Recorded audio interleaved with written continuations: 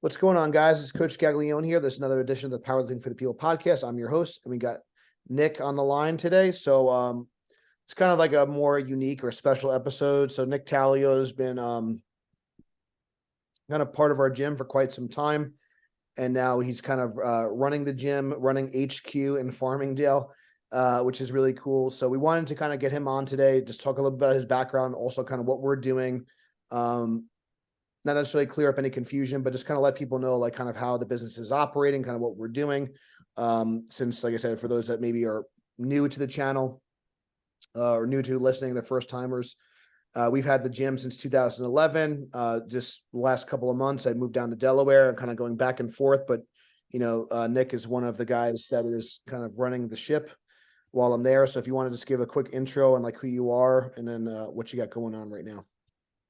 Yeah, so thanks for having me on the podcast. So like a brief background, I guess, with myself and how I kind of originally came to the gym. So I started lifting, I started training early in high school with football.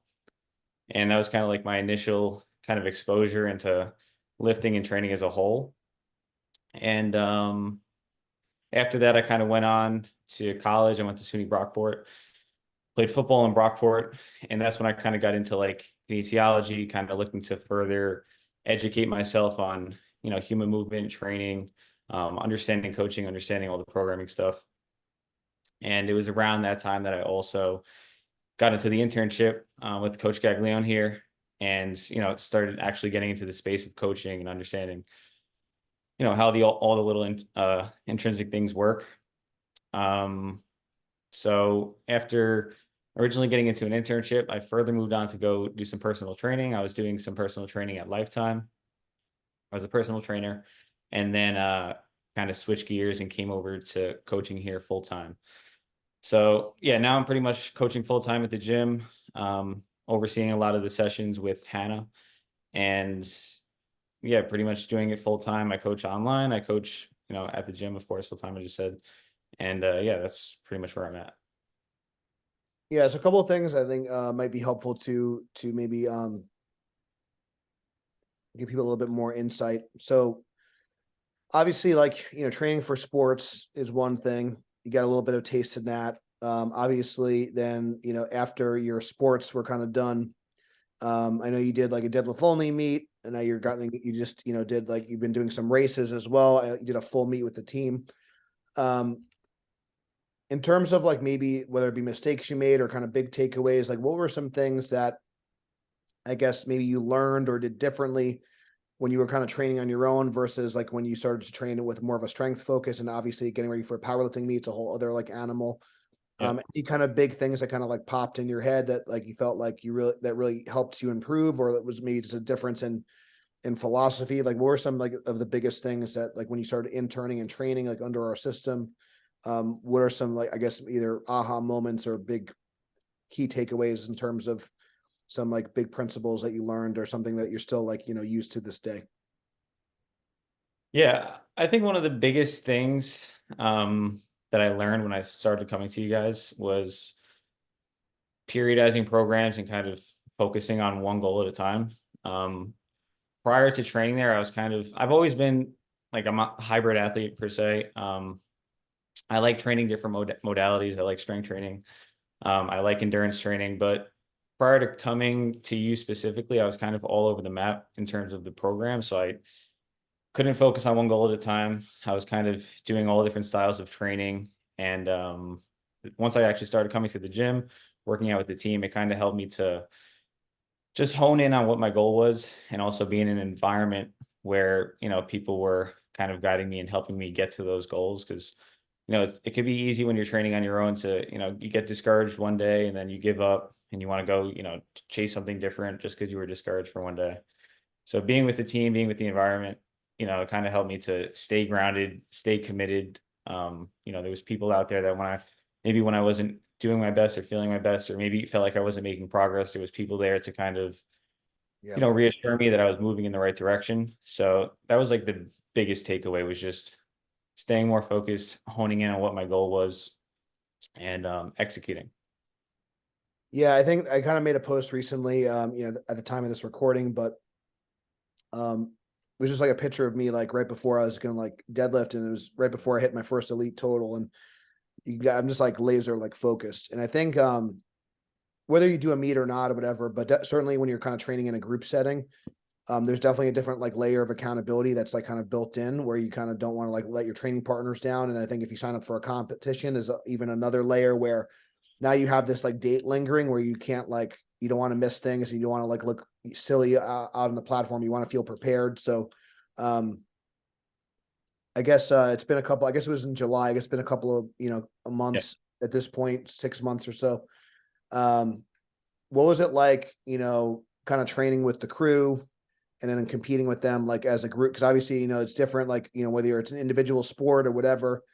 Now you are training with a group of people, you're all kind of working toward the same goal, and then you got on a platform. So what was that kind of experience like for you? Yeah. So this is like the first time, aside from football in college and high school, which is very similar. Aside from those two things, this was like the first time that I was actually with a community lifting towards like a common goal or, even your own goal.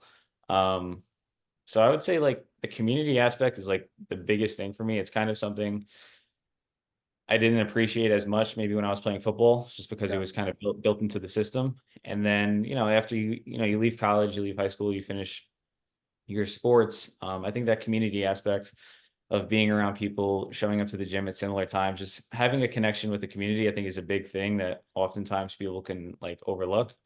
It's one thing to go to the gym, put in your headphones and just, be in your own little world.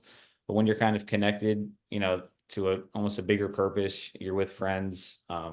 These people might be people that you end up, going out to dinners with and calling closer than like just gym friends. They might become like, good lifelong friends. So that was a big thing. And, before signing up for my meet, I was definitely, a little bit nervous. It's your first meet, you kind of want to show up and execute, but to kind of be around the team, to compete with the team specifically, showing up to a meet, having 4 or 5 of the people that you train with on a regular basis around you on meet day definitely helped to, build my confidence and overall just, motivate me on the platform. When I was on the platform, it was like walking out to a session, on a Sunday. I'm going to squat and I got 5 guys behind me kind of cheering me on. So that was definitely the biggest thing is the community aspects. You can often overlook that, or maybe you've never been a part of a team. Honestly, you've never been a part of a sports team in high school. I think if you're unaware of what that's kind of like, I think that would be like a really big thing for a lot of people to take away from this is like get used to training with a group or a team and get to experience, what that's like being, surrounded by people that are going to motivate you and, keep you accountable to your goals. Awesome. So I definitely want to kind of go back to what we're doing at our gym and all that stuff, and talking more about the community and some of the other kind of aspects that you're kind of overseeing. But I think it's just kind of an interesting fact, and I do appreciate. And you kind of mentioned that, like, sometimes you go to a commercial gym by yourself, you put your headphones in, you zone out, and I do think there's some value to that, and I think that people should do both things. Yeah. Definitely think that and we could talk about, like, especially when you're lifting heavy and there's a little bit more of a safety factor, and you're training for like maximal strength. I definitely think having those extra bodies there watching you, things that are a little bit more technical in nature. So I think if you're doing something like bodybuilding, we're going to kind of get into your race in a little bit too.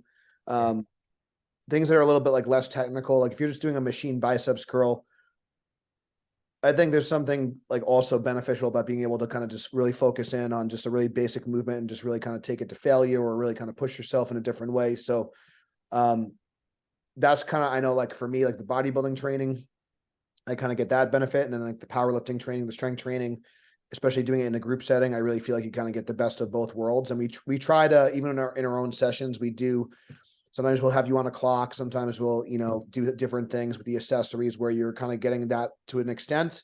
But I do also think there's value in kind of being able to, like, do that yourself. So, um, so most recently you just competed, in running, which is a whole different thing. You kind of mentioned that you're kind of a hybrid athlete and things like that. And I think it's important. I think I don't think as a coach, you need to be like the best at any one thing, but I do think it's important to kind of walk the walk, lead by example, and set challenges for yourself. So I think that's awesome that, it's not my cup of tea, but I just want to kind of hear a little about like how your race went, how, like, what motivated you to kind of, pursue some of these endurance type goals. And I guess anything else that you wanted to kind of add in terms of like what you feel like you get out of that training, versus, the strength training.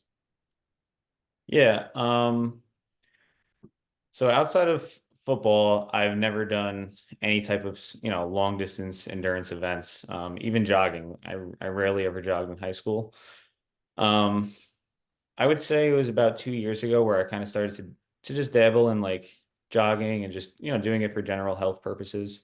Um, and it probably honestly wasn't until the first year of running that I actually felt comfortable with like my form and felt like I actually started to enjoy the runs. It probably took me honestly a year to really dial all those things in.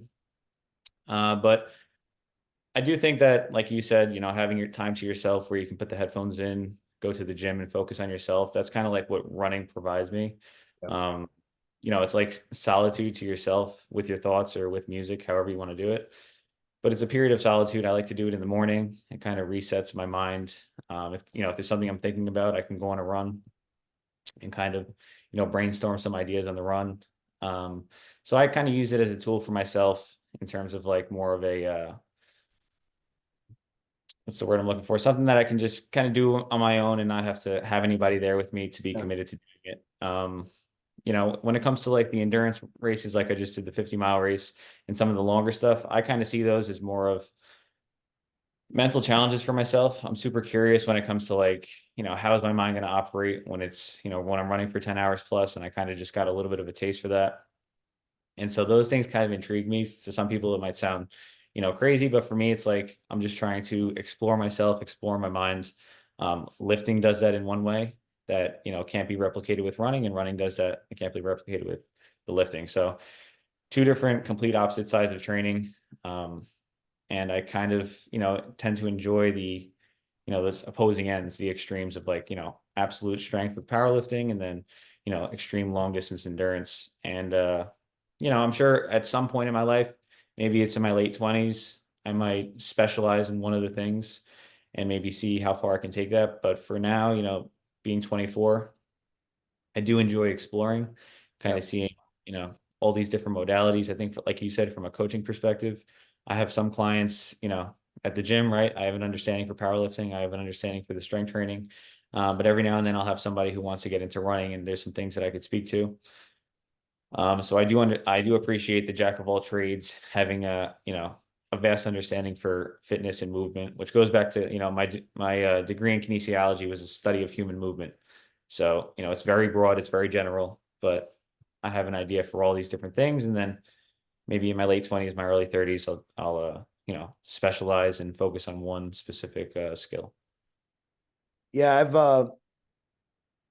I've competed in kettlebells. I've done a couple of strongman shows, did the bodybuilding show in 2020. I did like a 2 month stint of CrossFit. Never really did a CrossFit competition per se, but I've done, Murph on several occasions. That's kind of like, I guess, the most endurance-esque thing that I've ever done. But I do think, like, for me, I always kind of gravitated back towards powerlifting, and just because I felt like I was the most proficient at that, I kind of enjoyed it the most. And I always felt like it was something that you could kind of really kind of do for a really long time. And I think that you probably see this too. I don't know if you saw like some older people running and stuff, but you see a lot of people that are like, masters athletes that are able to still kind of do races and stuff, Ironmans and things of that nature. So I think that, like, you don't really see like a lot of maybe like a competitive CrossFitter or a lot of weightlifters. Again, there's outliers and everything, but in general, when it comes to like your absolute strength, and then you have like more like, absolute kind of endurance type stuff, those kind of extremes, you do see like a lot of people that are able to still compete at like a fairly high level, even into, their later years in life. And I think, like, when it comes to being able to lift something heavy and also having that endurance, that aerobic capacity, I think they actually can complement each other to a degree. Like I said, personally, being a bigger guy, I'd rather kind of get my, just kind of just do steps and things like that and other things. And I kind of like enjoy more just bodybuilding, but I do think, doing some stuff where you're not in front of people and doing some stuff where you're just kind of working like by yourself and you're kind of, it's just your thing, I think is also important. So I think that's great that you have that. And it's great that you have that experience. In terms of like your prep for like your last race and like how that went, was there anything that you kind of felt like you learned that for this preparation versus other races that you've done, or anything that you did kind of differently, this time around? I would say that the main thing that I did differently compared to maybe like the last marathon that I ran, and this was kind of, me and you communicating with the program, but was definitely dialing back in on any unnecessary volume that I was, putting into the program. So I really, I knew there was movements that I wanted to keep into the program, the staples, the compounds. I just started to kind of pick away the things that were kind of extra that I didn't necessarily need. That was definitely a big piece of it. I'd say another big piece kind of going into, the last month of my race, I really didn't have the opportunity to put any mileage on for almost the last 3 or 4 weeks of my race, mainly due to the fact that I rolled my foot running. But a really big takeaway from the whole prep was like, I was better off not running and not, putting stress on that injury. Like I know a lot of people want to push through and, fight through injuries and all this stuff, but just dialing it back, understanding that there wasn't a lot of adaptations that were going to take place in the last 3 weeks of prep. And then I kind of went into the race. I felt super fresh. Aside from some blisters in the race, I didn't have any issues with that foot. So I was happy I kind of let my body rest and recover. But yeah, those are the main takeaways, focusing, keeping the goal, kind of cutting back on the extra stuff, the extra fat, trimming it off. And, just staying consistent day in and day out. That's like been a really big thing with me with the powerlifting meet, with my last 2 races. I'm really, I feel like I'm really building some confidence in myself with just, executing on a task and then going on to the next one, executing, going on to the next one. Yeah. Instead of just, like I used to do, like I said, sign up for something or do one style and then quit and move on. Cool. I think it's kind of funny because even though it's like the opposite end of the spectrum, you see a lot of kind of similarities and crossover in terms of like the tapering, the peaking process and stuff. So what I sometimes see, and I'm sure you could speak to this too with some of our clients and stuff, we're kind of preaching the same stuff, getting it ready for a powerlifting meet. Stop doing the extra workouts, stop doing the cardio. It's like just the opposite, right? But then for a race, it's like, okay, you don't need to squat, you don't need to like max out your depth, you don't need to like, that stuff will still be there like after the race and same, so like right now I'm doing curls 3 times a week, which sounds like ridiculous, but I'm kind of specializing in like this one lift and I'm not doing a lot of other stuff. So keeping the goal is big, and kind of understanding like where you are in the training process. Is this an off-season thing where you could be more general and do a lot of volume and do it like, different things? Is this like a very specialization phase where you have a contest coming up? Are you in a high stress situation? So you mentioned like, and this goes for powerlifting too, of course, like you got to like be healthy going into the meet. If you're not healthy, like you're not going to perform well. So doing more like when you're in the peaking phase is going to be like not the best idea. You have to like make it to the contest. So, and with and a lot of times with endurance adaptations, like those tend to, potentially come and go a little bit quicker than like a strength adaptation. So I'm sure you'll probably really antsy, like I got to do more. I got to like get my running volume in. But if you're prepared and you let your body heal and you're healthy, you're going to be better off than if your foot was worse or your ankle was worse. So I think that's like a big takeaway is if you're doing a contest, you got to stay healthy. And I'm sure like you learned a lot from that, and you kind of learned like, okay, maybe I could have backed off a little bit, or maybe, so the next time you do the race, maybe you could peak a little bit better, keep refining it and kind of figuring out like that sweet spot where you're kind of stimulating just enough, but not annihilating yourself so much that you're kind of, not prepared. So I think that's really cool. But yeah, I think a lot of people like, it's so easy to like quit. It's so easy to, and that's like something I've been kind of like toying with, because I see like a lot of, I've kind of gone back and forth with like these Instagram lifters and stuff. Cause I think it's like, okay, if that's like their thing, like, is that like the same as competing and stuff? But I think what, like doing a sanctioned event when you have like a specific date and you have to like kind of like do it on that day and you have to perform on that day. I think that kind of challenges you in a different way, like especially mentally, like you said, you have to kind of, you can't just like, oh, I don't really feel good today, I'll just do it tomorrow, I'll do it next week. Like you have to like perform on this specific date. So whether you're getting ready for a job interview, you have a really important presentation, whatever it is, like sometimes you can't always put it off. Sometimes you have to like just do it like on this day. So learning to kind of be consistent, learning to kind of prepare for like a specific event, I think is really good. And it kind of really makes you focus and dial things in, because I think a lot of times with social media and things like that, we get really distracted really easily. So if we can like kind of hone in sometimes and focus on one goal from time to time, it doesn't need to be all the time. It could be, once or twice a year or something, but I think that's like definitely good. And I definitely think it's good to have different seasons of training where maybe you're focused more on endurance or focused more on strength. I know like for me, like I'm going to be come January, I'm going to be focused more on like just body composition. That's going to be kind of my that's going to be like the theme for 2024. And then, we'll kind of go from there. So I wanted to, just before I want to be mindful of your time and everyone's time. Before I let you go, I just want to kind of dive in a little bit more into like, if you can kind of maybe describe what is a little bit different about like what's going on at Gaglione Strength with kind of how like the programs are going. Like, so like right now, obviously like you and Hannah are mainly kind of administering the program. You're doing like the live coaching, you're doing the live adjustments, but also we're kind of all working together on like the workouts and kind of like adapting the program for the people. So maybe if you can kind of maybe explain like how things have been looking and maybe what's different about like this type of program, this kind of hybrid approach where there's an online component and also an in-person component versus like maybe the personal training that you've, done in the past. Like what's some of the benefits and what are some of the differences? Yeah, I mean, obviously the main difference is that me and Hannah are going to be running the program physically, being there with you guys during the sessions. But I think that the hybrid approach is a little bit unique in the sense that from what I saw in the past, when you were always there was, people are kind of a little bit more passive about, the numbers they're doing and kind of what their lifts are looking like.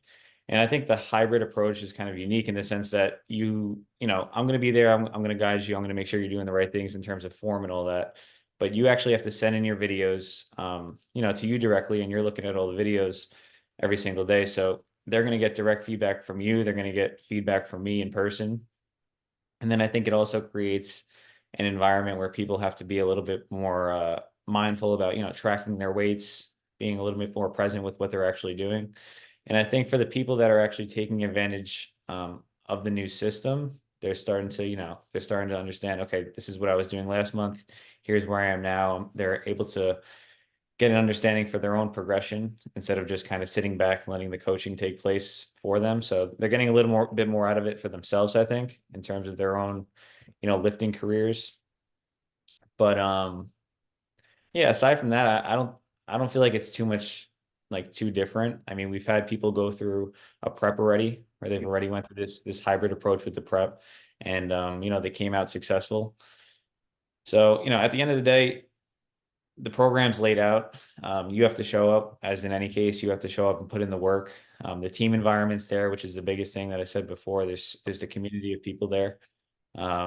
So, really all it is you're going to have the eyes on the lifts, maybe a day delayed. But, aside from that, I think that people are still having the community. They're a little bit more connected in with what they're doing personally. And, the proof is in the pudding. We already had a meet and, it turned out to be a good one. So that's the major differences. Yeah, I think, with the hybrid approach, you get like a good balance of, you still get like the flexibility and the individualization. You're getting that kind of one-on-one feedback, but also in kind of the way we kind of do our live coaching, you're getting the spotting from the safety and the spotting of the group. You're getting the motivation of the group. You're getting kind of the energy of like a group class. But like you said, you're still getting your weights adjusted. You're still kind of on track. And then if you are getting ready for a contest, then the program is going to be tailored and you're going to have a different peaking process than someone who's kind of in the off season. And then for the accessories, obviously you guys have a little bit more freedom with, targeting weak points and stuff like that. So I think it's really kind of, you get like kind of the best of both worlds between, it's going to be like a lower price point than like kind of just personal training. Obviously, I'm sure you kind of know, like, if you were going to do one-on-one sessions with somebody, that could be, get quite expensive. But the group classes, if you're just going to do like a group class, if you did like one of these kind of chains without kind of picking on anyone, like, it might be too easy for some people. Some people it's going to be way too hard. You kind of have to coach towards the middle if you're kind of doing some of these big giant, like, group workouts or boot camps and things like that. But with this kind of small group kind of team environment, you still get a lot of individualization. You get your own individual training weights. You get kind of differences in your progression. We do a lot of things with bands and chains, and we'll kind of adjust that based on the person. But you get like the energy of the group and the one-on-one, feedback, which is pretty cool. And you get that through an app. And you're basically getting feedback from multiple people, and even like the team members themselves are really knowledgeable as well. So you're getting a lot of eyeballs on you. It's going to really kind of hold your accountability quite a bit. So whether you're a recreational or competitive powerlifter, we're kind of like looking forward, and we are in the kind of process. We were kind of talking off air about potentially testing new tools, new software, and things like that. So we're always trying to kind of revamp and make things better. And obviously anytime you do new things, it's always kind of like some growing pains, but the team is doing great. So like, lots of PRs in 2023 and kind of looking forward towards 2024. So for anyone that's maybe kind of listening to this, if you maybe have if someone's maybe like, I guess, on the fence of like trying either the hybrid approach or like the team training, what would you tell them if someone was maybe just like not sure if they should try it or not? I mean, I think if you haven't tried it, I think you just give it a shot, because I think that a lot of people don't understand this style of training because it's super uncommon. Maybe I'll give you like if it's first person perspective of how it actually works. You're coming into the gym, and yes, there's going to be basically an overhead program, a main program that John's building out. That's going to be periodized across the year. But everything within the program is going to be specifically catered towards you as an individual. So, it's group coaching, yes, to an extent with the community, but you're also kind of getting your own personalized, tailored program if you're really utilizing the app. You can decide that you want to compete in June. Yeah. And that's going to totally change the program for you from going from like, April, May, June, those 12 weeks. Your program is going to be totally different than somebody who's maybe in an off season. So yeah, it's a group program, but you're getting the advantage of almost like a personalized, tailored program. And then the cool thing is, you might decide to compete in June, and you might have a group of guys that you train with 3 times a week, and you guys all kind of go into that competition prep phase together. And right next to you in the next monolift, there might be a whole group of people that are just doing the general off-season program. So I think that's a big takeaway. If you haven't tried this, give it a shot. It's not like you're just showing up to a gym and just mindlessly going through your own workouts with some other people there. The session is run from beginning to start. We're going to warm you up. We're going to take you through the program and kind of run you through your catered, where you are in your own program. And then, we'll give you advice on accessories and things that we think you should work on, but you're totally open to kind of play around with your own accessories if you want. I know some people like to, like we said, put the headphones in and do their accessories on their own. But that's a big thing, is just give it a shot. If you're not coming from a sports background specifically, I think you should give the community training a shot. Yeah. I think it's a game changer, especially if you've never done that. And yeah, I think you said are we going to be doing a special in December, January we were talking about? Yeah, I mean, if you guys are listening to this and if it's still 2023, Yeah. we're kind of doing some trials for some new people, whether there be one-on-one or just hybrid. We're going to be testing our new software out. We're going to be testing some different programs. So if you guys want to jump on that, you can shoot me an email or reply to this. It's gaglionestrength@gmail.com, or you can shoot me a DM at gaglionestrength on Instagram.